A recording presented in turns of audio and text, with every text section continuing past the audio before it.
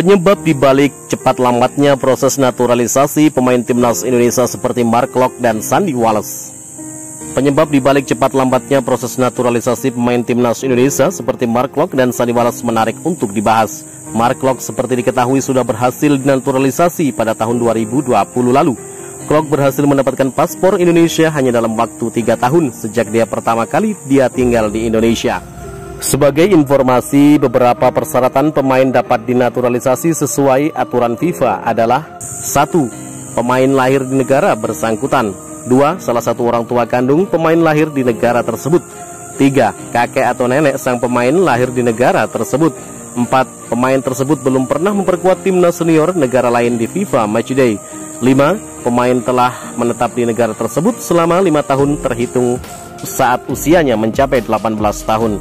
Dengan aturan naturalisasi pemain sesuai standar FIFA di atas, maka sebenarnya PSSI sebenarnya menyalahi aturan naturalisasi pemain sepak bola FIFA.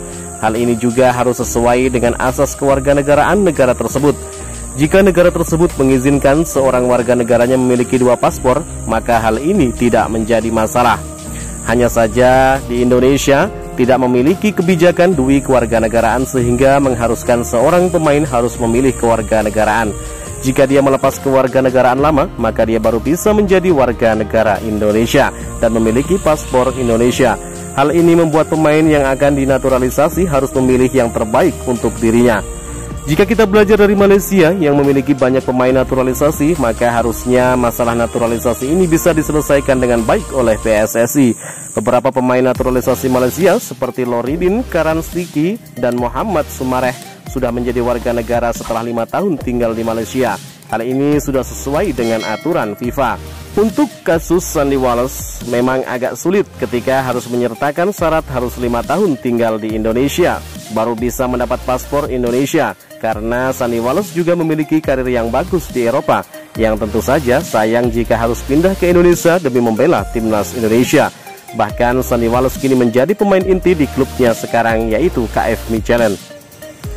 Maka disinilah peran PSSI dalam melobi FIFA, apalagi ada aturan baru FIFA yang membolehkan pemain berpindah timnas senior walau sudah pernah memperkuat tim nasional senior negara lain, selama itu di pertandingan uji coba, bukan di pertandingan kompetitif antar benua dan Piala Dunia.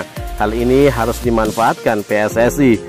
Berkaca dari kasus Munir El Haddadi yang bisa memperkuat timnas Maroko walaupun pernah bermain untuk timnas senior Spanyol, hal ini tentu kembali ke niat Federasi Sepak Bola negara tersebut untuk membentuk tim dengan pemain naturalisasi yang berkualitas. Jika memang niat itu kuat, tentu aturan FIFA tentang naturalisasi bisa dilobi seperti kasus Munir El Haddadi. Maka jangan heran jika Mark Klok masih belum bisa memperkuat timnas Indonesia di ajang resmi FIFA, karena Mark Klok belum genap 5 tahun tinggal di Indonesia. Hal ini tentu cukup merugikan mengingat kualitas Mark Klok ada di atas rata-rata pemain Indonesia. Hal ini harus dipecahkan agar bisa menjadikan keuntungan bagi timnas Indonesia. Bagaimana menurut kalian? Jika suka dengan video ini, nantikan video kami selanjutnya dan salam olahraga.